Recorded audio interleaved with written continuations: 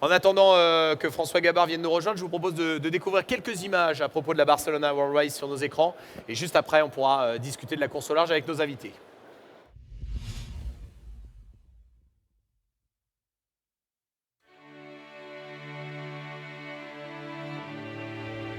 Do you know what it's like to say goodbye? To leave your loved ones home and dry? Do you know what it's like to freeze for weeks? Body ravaged by cold and heat? To sail in storms at breakneck speeds? Or sit forever to wait for wind?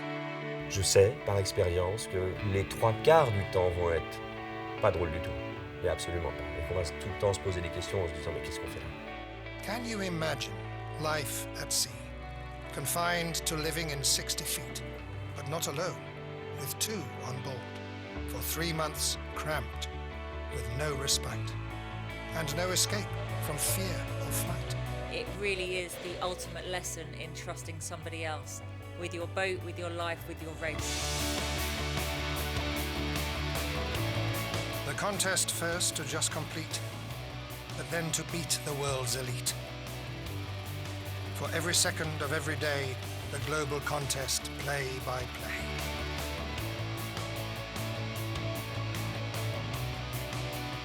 Formidable oceans, iconic views of wildlife, seascapes, skies and space. There is no wilder, lonely place.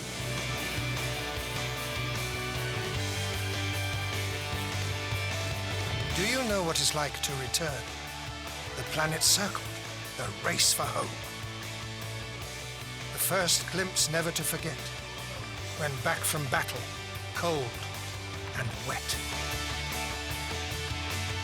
C'est un privilège de participer à cette course, un énorme challenge, une énorme aventure.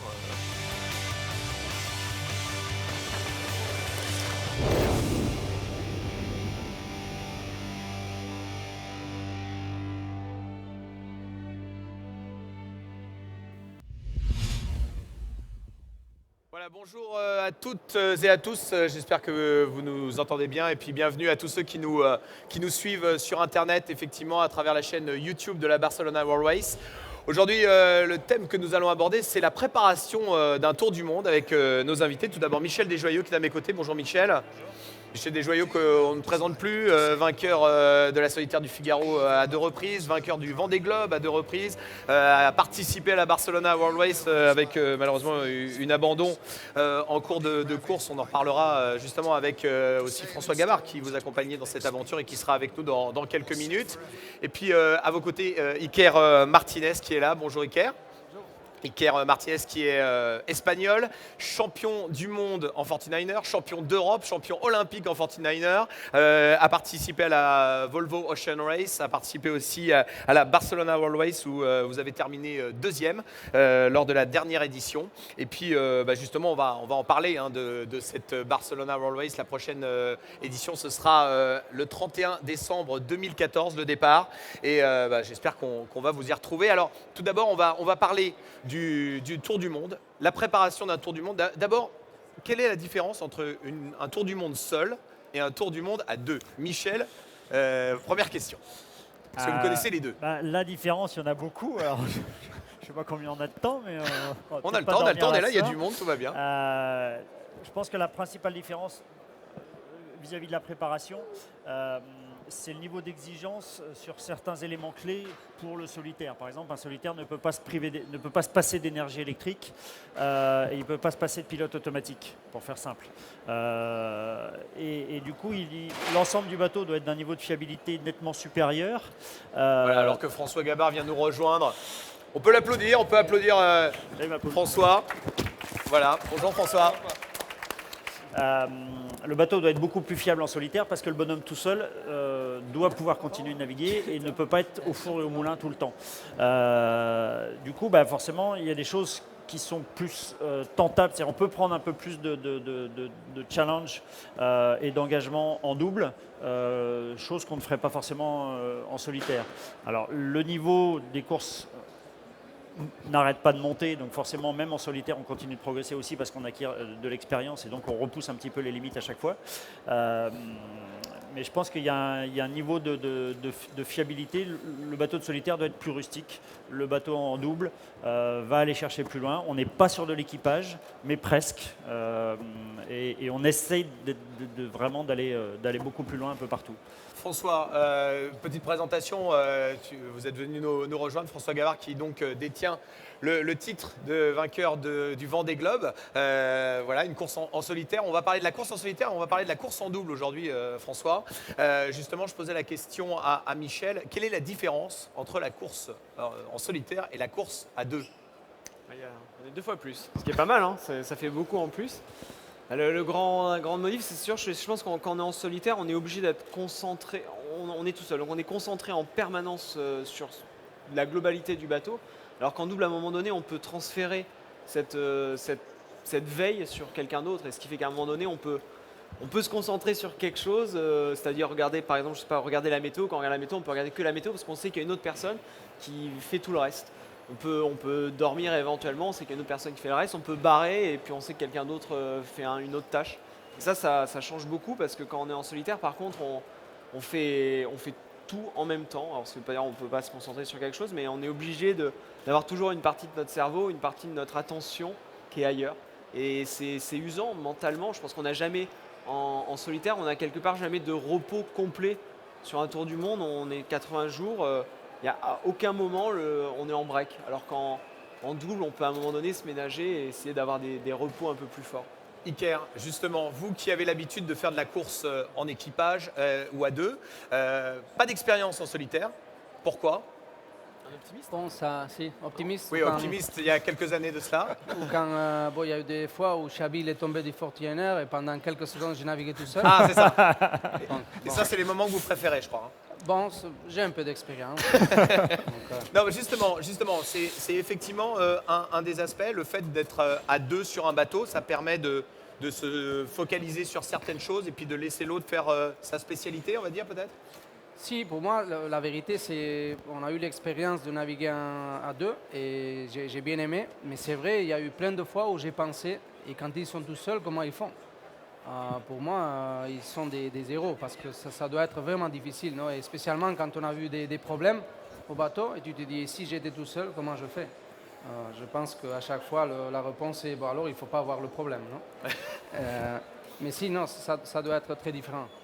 Comment on prépare, Michel, justement, un tour du monde seul, c'est-à-dire la partie avant de partir? Comment on le prépare seul et comment on le prépare à deux? Est-ce que ça veut dire qu'on se répartit les tâches et on fait confiance à l'un qui va s'occuper d'une partie puis vous d'une autre? Ou est-ce que vous faites tout ensemble? La préparation jusqu'au moment du départ, c'est pas juste un skipper ou deux co-skippers, mais c'est une équipe globale. Donc de toute façon, l'ensemble des choses qui peuvent amener de la performance et permettre la participation à la course, c'est de toute façon le travail d'une équipe. Et on a l'impression qu'il y a juste un ou deux marins et puis que c'est eux qui font tout. Non, il y a plein de monde autour et heureusement on en a besoin parce que sinon on n'y arriverait pas, en tout cas à ce niveau d'efficacité. Mais François le disait un petit peu tout à l'heure. Après, voilà, quand on est à deux, c'est aussi pour que 1 plus 1 fasse un peu plus que 2. Excusez-moi les enfants pour les cours de maths, mais voilà. Et pour que chacun soit très efficace dans le domaine où il est le plus compétent pour apporter le plus au projet. Et que parce qu'on est deux à réfléchir, on puisse justement améliorer une partie de cette efficacité-là pour être encore plus efficace. Mais il ne faut pas oublier que les autres équipages, eux aussi, sont dans cette démarche-là. Donc forcément, c'est l'ensemble des compétiteurs qui progressent. Et puis voilà, François l'a un tout petit peu dit, ça dure longtemps, c'est compliqué, on n'est pas à côté d'une station essence, ni à côté de l'atelier. Donc il faut prévoir le maximum de choses. Anticiper, mais bon, on n'a pas de boule de cristal. Et il n'y a pas de choses pas importantes. Tout est important. Et même un truc qui peut paraître insignifiant peut devenir quelque chose de très handicapant. Donc on doit réfléchir à tout et puis forcément on va se rater de temps en temps. François, comment on choisit son partenaire? Est-ce que c'est par amitié? Alors on parle souvent de votre relation à Michel et à vous, que vous êtes très, très fusionnel et ça se passe très bien et on vous cite souvent en exemple. Mais ce que je veux dire, c'est est-ce qu'on choisit d'abord quelqu'un qu'on apprécie humainement parce que c'est un ami ou est-ce qu'on choisit un compétiteur pour aller au bout de l'aventure et gagner? C'est un mélange de tout ça, évidemment. On ne peut pas embarquer qu'un copain. S'il ne sait pas faire de bateau, ça risque d'être compliqué. On ne peut pas embarquer non plus une personne uniquement pour ses compétences parce qu'on va un peu plus loin que ça. Il y a de l'humain dans une course en double. Il y a une notion de confiance, d'engagement, c'est je pense très important.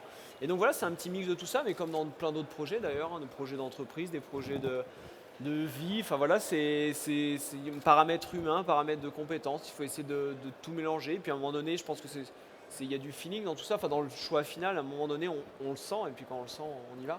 Comment ça s'est passé Ouais, justement ouais, j'étais en train de me marrer parce que on peut imaginer que donc, quand on a fait la Barcelona en 2010 sous les couleurs de Foncia, donc c'était moi le skipper à l'époque, parce que c'était mon bateau, mon projet, et donc il fallait que que je trouve un coéquipier parce que j'allais pas y aller en solitaire. C'était clairement pas le but. C'est dans les règles en plus. Hein, donc, et on peut s'attendre à ce que ce soit le skipper qui aille chercher son coéquipier en disant bah tiens c'est avec toi que j'ai envie de partir. ouais, justement.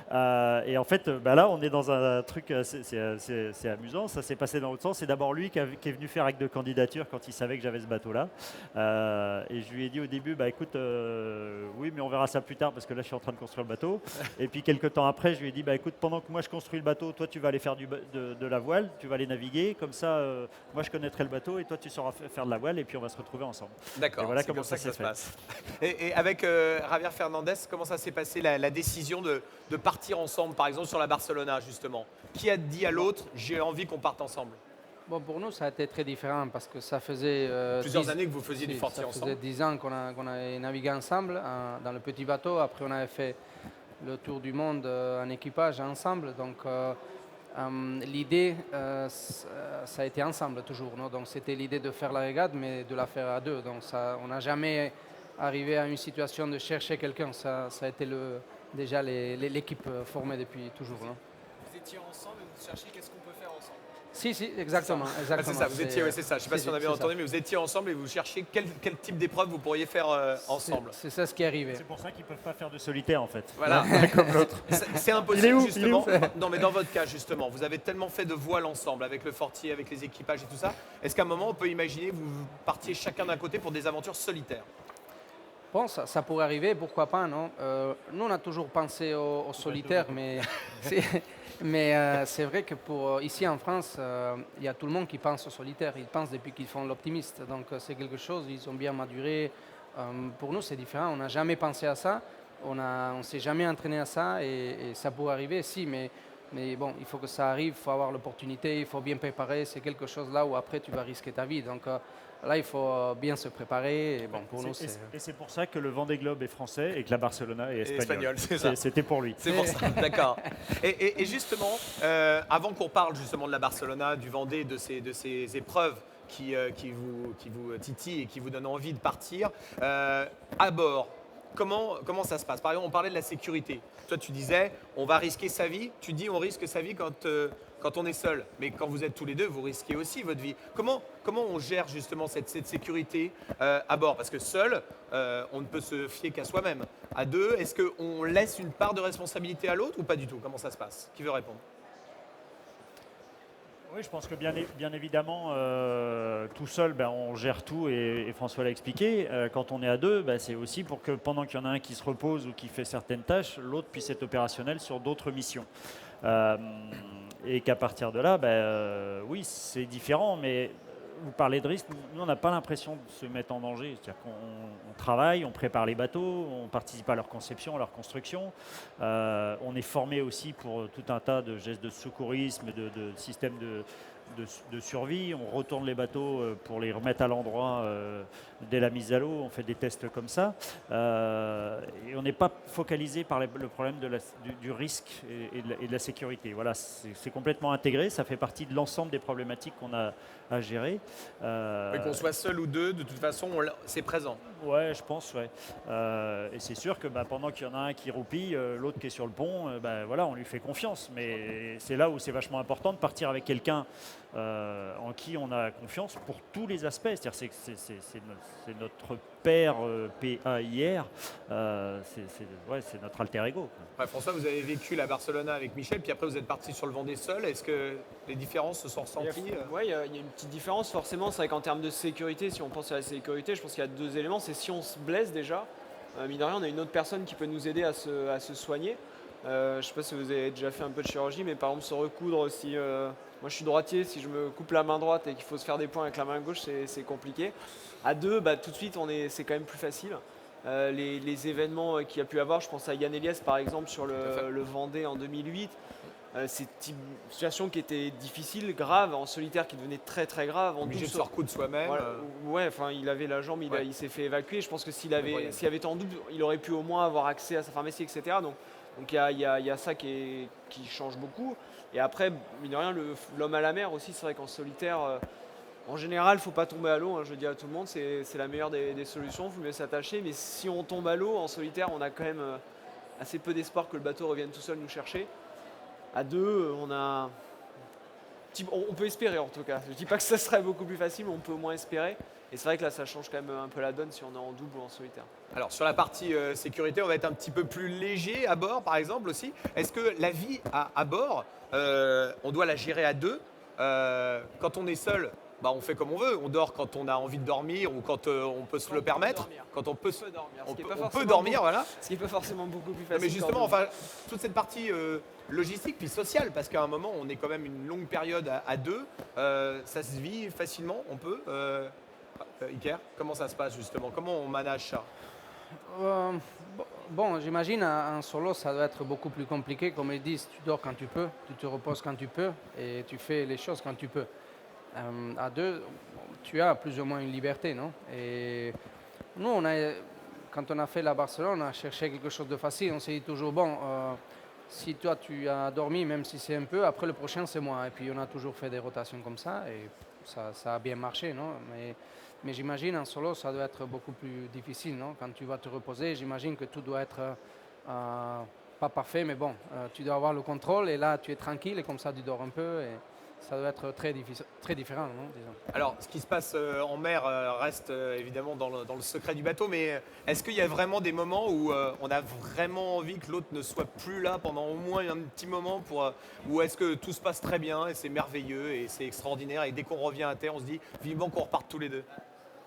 Je vais répondre. Michel, je sais pas, Michel regarde loin devant. Nous, malheureusement, avec Michel, je pense qu'on malheureusement, déjà ça je dis commence malheureusement, mal. on a cassé, en l'occurrence, à chaque fois un mât avant que ça puisse se passer mal. Donc on n'est pas allé peut-être suffisamment longtemps, juste à temps qu'on ait L'océan Indien pour la Barcelona, c'était déjà bien avancé quand même. Hein. Ouais, mais bon, on avait fait. C'est pas ça qu'on allait chercher. On a cassé le mât avant que ça se passe mal. Donc en l'occurrence, grosso modo, je dis pas qu'on est toujours d'accord. Et évidemment, c'est ça.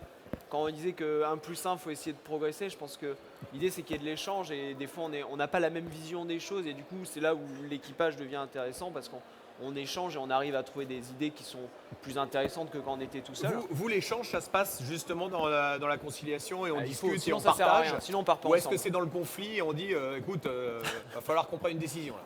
Mais je vais répondre parce que le plateau qui est là, il est pour moi par rapport à cette question très intéressant. Quand Iker et Chabi sont venus en 2010, donc avec mon ancien Foncia pour faire la Barcelona, moi j'ai navigué avec eux. Et moi j'étais là pour leur faire gagner du temps pour la découverte de ce bateau-là, pour qu'ils se l'approprient le plus vite possible.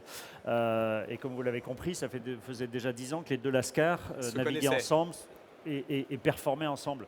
Il est champion olympique, mais il a une autre médaille en plus d'une moins belle couleur, mais qui est aussi déjà plus que remarquable.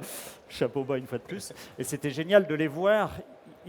Ils avaient le bateau à manger, mais tout le reste, ça fonctionnait déjà. Ils se parlaient très peu. Bim, bam, boum, ça rebondissait. Et quand, avec François, on s'est retrouvés sur la Barcelona, toute cette nécessité de dialogue, ce fonctionnement entre les marins, entre les hommes et entre les compétiteurs, il était presque à créer, à inventer et à imbriquer. C'est-à-dire, on est encore avec les morceaux de Lego, et puis, alors que eux, tout ça c'était fait, et on n'était que dans la technique, dans l'appropriation de l'outil de travail. Et moi j'ai appris énormément justement en regardant tout ça, et c'est toute cette problématique-là qui se fait dans l'entraînement quand on compose l'équipage, et puis quand on voit des Lascars comme ça arriver, pour moi c'était pas une surprise qu'il soit sur le podium, justement parce que toute cette partie-là, c'était 10 ans de travail qui était naturel pour eux, et ça déroulait derrière.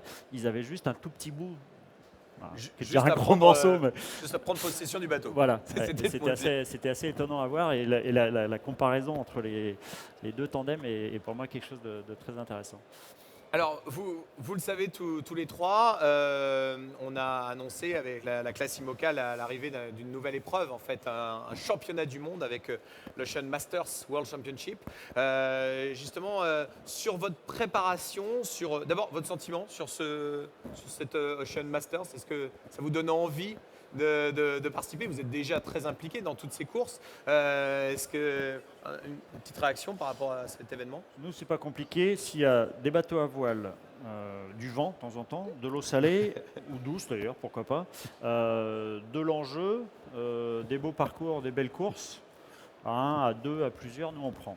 Ok, bon. Donc ça nous va très bien. Ça veut dire que vous serez donc au départ de toutes ces courses qui ont été annoncées? Alors, on sera au départ, on ne va pas être partout, mais oui, c'est forcément tout ce qui va dans le sens de la compétition, de la recherche de performance et de la structuration de notre univers qui est merveilleux et dans lequel on apprend tous les jours. Moi, ça me va.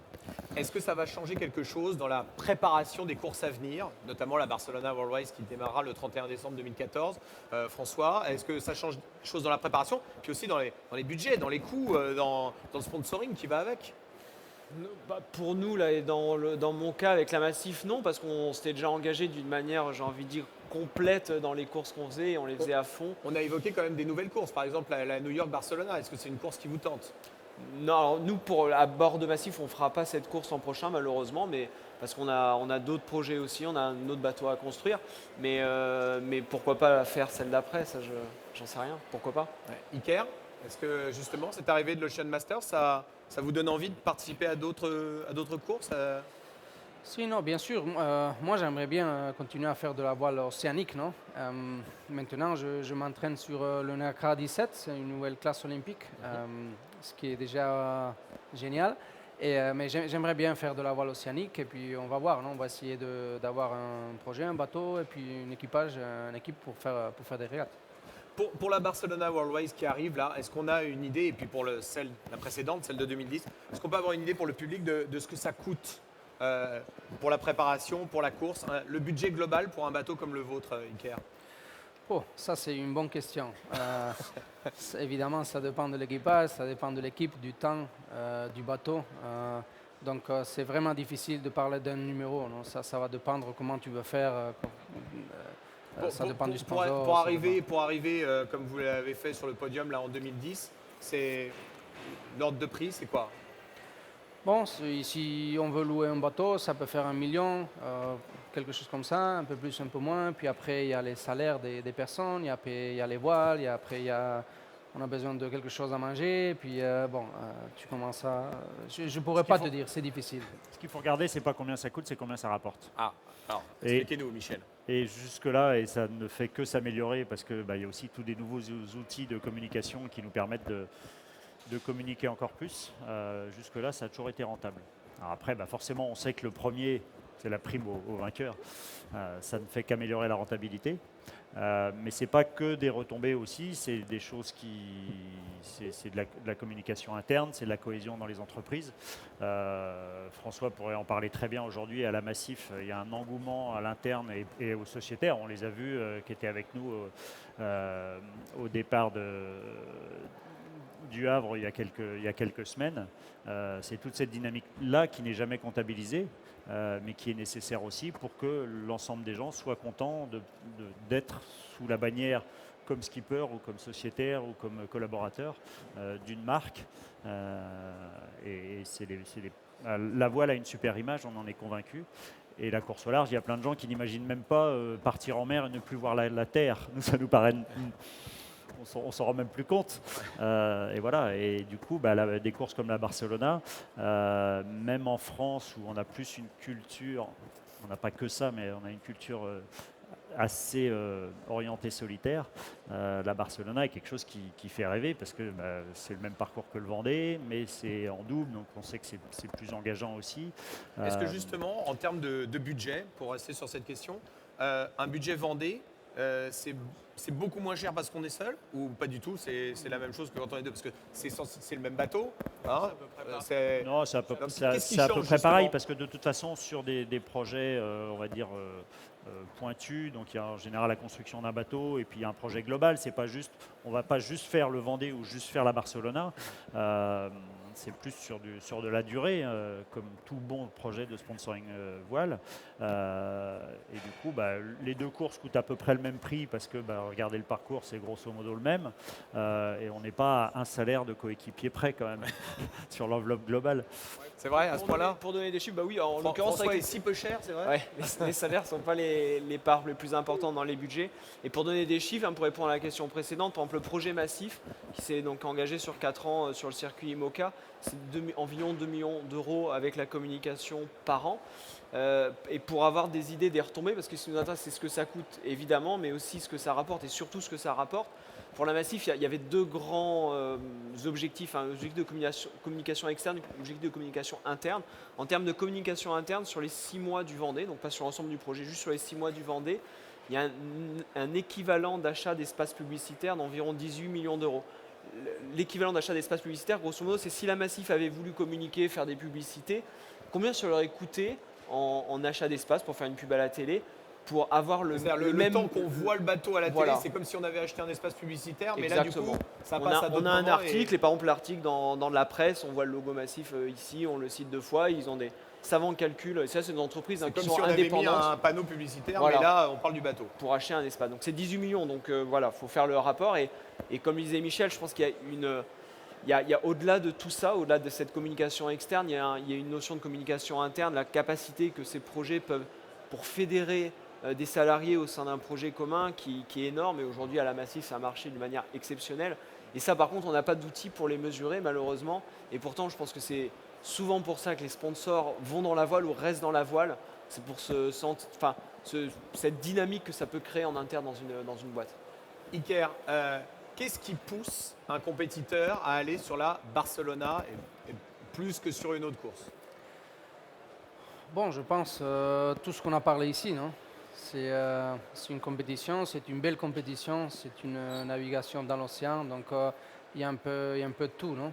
Il y a un peu de tout et les concurrents, c'est aussi important. Si les concurrents sont très bons, eh bien alors tu veux toujours y aller. Je me rappelle quand on avait commencé le projet, on était à Port-la-Forêt et puis après quelques mois, Michel nous a dit bon alors moi je vais aller et je vais faire la Barcelone aussi, non? Et je me rappelle de parler avec notre patron qui est Pedro, et il nous a dit comment vous voyez ça? Et on s'est dit ah ben, génial, pourquoi pas? Si Michel il va aller avec François à faire la Barcelone, ça c'est mieux pour nous, non? Donc c'est mieux d'avoir des concurrents qui sont super bons, non? Ça c'est un peu la globalité, non? La compétition, puis l'aventure, puis les gens que tu vas rencontrer à naviguer contre toi, le tout, ça fait quelque chose de très joli. Et qu'est-ce qui pousse Michel et François justement à partir sur un projet en solitaire, justement? Là, c'est quoi?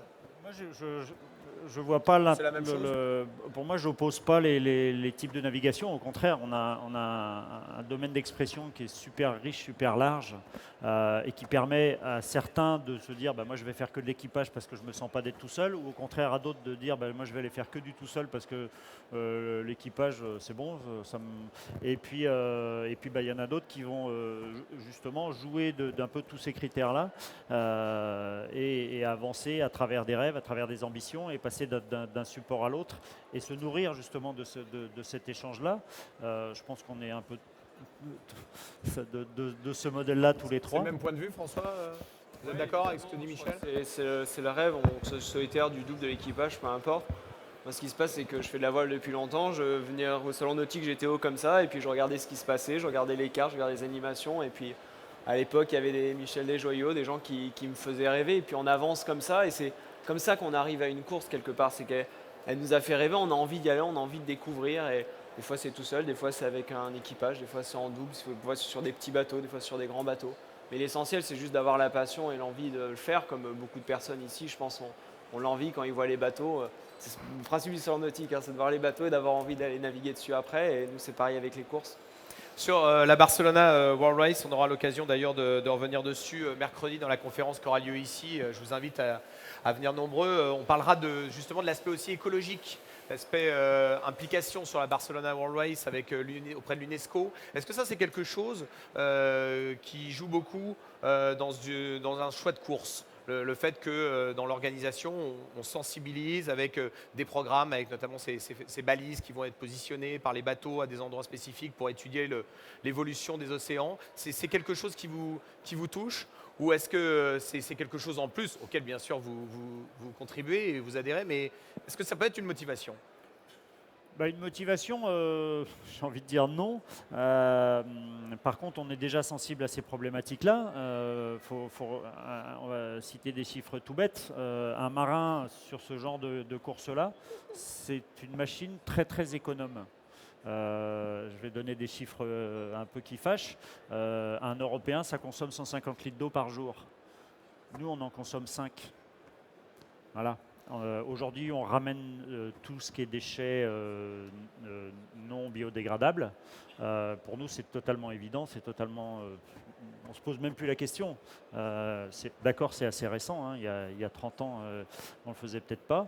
Je pense que la prise de conscience, elle est globale. Et bien évidemment, si la Barcelona incite un peu plus encore, ça va dans le bon sens.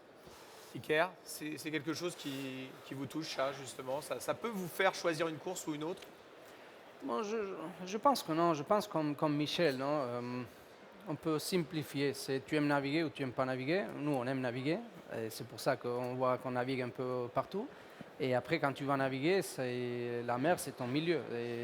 Et tu aimes bien voir que tout est propre, tu aimes bien voir que tout est bien. Et alors, il faut faire attention. Et c'est simple, c'est comme ça. Non après, le reste, si, évidemment, il faut faire attention. Il faut essayer de changer les choses qui ne sont pas bien. Mais au moins, moi, quand je pense à une compétition, je pense aux choses qu'on a parlé, non aux compétiteurs, aux bateaux, comment faire. Et puis le reste, c'est quelque chose où on va bien sûr essayer de faire propre, essayer de faire bien. Et ça y est. Alors, l'intérêt de ces conférences aussi, c'est bien sûr de pouvoir vous laisser peut-être poser une question, quelques questions à nos invités. Je ne sais pas si vous avez eu le temps d'y réfléchir par rapport à ces préparations de course. Je ne sais pas, monsieur, vous aviez une question. Pardon. Bonjour Michel. Comment on fait le bateau de pute avec François. J'ai vu à la télé, il y a eu le mât tombé juste arrivé au Brésil. Voilà. Comment on gère ? Comment ça se passe ? Alors voilà, on va revenir à bord du bateau pendant la course. Comment on gère justement ce moment ? Alors, je vais peut-être ouvrir. Est-ce qu'on se le reproche ? Est-ce qu'au contraire, on essaye de sécuriser ? Comment on vit cet instant, justement ? Parce qu'effectivement, c'était il y a peu de temps. Ça vous est en plus déjà arrivé sur la Barcelona. On croit au chat noir. Qu'est-ce qu'on se dit ? Comment ça se passe ? Alors, on va pas se faire harakiri pour ça, quand même. Ça n'en vaut pas la peine. Déjà, on est dans un sport mécanique, on le sait trop bien, et c'est aussi des choses qui nous passionnent. Donc voilà, quand il y a un problème comme ça, ça arrive, c'est fait. De toute façon, on ne va pas réussir à rétropédaler et à se retrouver avec à nouveau un mât entier. Donc, dans un premier temps, déjà, on gère l'urgence. Là, moi, c'était le premier dématage parce que le premier qu'on a vécu ensemble était relativement simple, somme toute, puisque les morceaux sont restés à peu près en l'air et on a pu continuer de naviguer à la voile. Là, sur ce deuxième, à l'approche du Brésil, c'était beaucoup plus impressionnant. C'était de nuit, il y avait de la mer et il y avait le mât qui était sur le pont et qui abîmait le roof avec des bruits de carbone qui craquent. Ça fait mal au trip, vraiment. On sait tout de suite au bruit que c'est ça ? Ou est-ce que non, il n'y a pas d'ambiguïté. Le bateau, il arrête de gîter, il fait plus de bruit parce qu'il n'avance plus Hein, oui, on ne met pas un quart de seconde à comprendre ce qui s'est passé. Et puis très vite, on est dans l'action de se dégager du risque de suraccident. Et on n'est pas sponsorisé par la Massif pour rien. C'est vraiment un objectif. Et l'enjeu, puisqu'on est aussi atteint par cette catastrophe, l'enjeu était aussi de sauver une partie du matériel. Et en fait, on a mis à peu près 1h30 pour dégager le gréement. La démarche, c'est si je fais ça, qu'est-ce qui va se passer? Qu'est-ce que je vais réussir à récupérer? Est-ce que pendant que je serai à Califourchon sur le bout de main en train de dégager des trucs, il n'y a pas tout qui va casser? Donc en fait, on est super prudent et c'est pour ça aussi qu'on a mis beaucoup de temps. Est-ce que justement le fait d'avoir été à la conception du bateau, enfin de le connaître parfaitement, de l'avoir vu se fabriquer, tout ça, ça aide à ces moments-là? On sait exactement où ça se trouve, ou on est un peu pris de court quand même, on découvre. Dans la conception, on n'a pas Heureusement qu'on c'est a pas pas dans le beaucoup mode de d'emploi, sujets ouais, on n'a d'expérience. pas trop réfléchi à ça. Je sais pas si ça aide beaucoup. Après, là, c'est un peu la débrouille et là, s'adapter à cette nouvelle situation. Mais c'est vrai que c'est une situation qui est compliquée parce que le bateau et le mât ne sont pas prévus pour être dans ce sens-là. Après, ça s'est bien terminé quelque part et puis on a réussi le lendemain à mettre la baume en gréement de fortune, donc pour avoir un petit mât à la place du grand mât et qui nous permettait de rejoindre Salvador. Et puis d'ailleurs après, même le bateau est reparti de Salvador de Bahia pour Itajaí avec un mix moteur gréement de fortune, mais qui, mine de rien, a permis au bateau d'arriver jusqu'au port final quelques jours plus tard, mais il est arrivé. On n'est pas trop entraîné à ce genre de situation, pour être Non, clair. forcément, on ne s'attend Et jamais à ce genre de choses. On va continuer à poser des questions que vous retrouverez sur Internet avec nos invités. J'aimerais qu'on applaudisse très fort François Gabard, Michel Desjoyaux, Iker Martinez, qui étaient nos invités aujourd'hui ici sur le stand de la Barcelona World Race. Et le public nombreux. Et le public nombreux, effectivement, qui est là et qui sera encore là, j'imagine, demain, puisqu'on parlera en détail de cette Ocean Masters, ce projet Ocean Masters World Championship qui sera à l'honneur. On en parlera demain à partir de 13h, bien sûr. On sera réunis ici sur le plateau avec notamment Peter Bayer qui s'occupe de ce projet. Et puis on aura Bernard Stam et Jean Lecam qui viendront aussi nous parler un petit peu de leur expérience de la course au large. Merci à tous. Et à très vite, bien sûr, sur le stand de la Barcelona World Race. Et vous pouvez retrouver, bien sûr, toutes ces vidéos sur le site internet, sur la page Facebook et sur le Twitter BWR_2014. Voilà, merci beaucoup.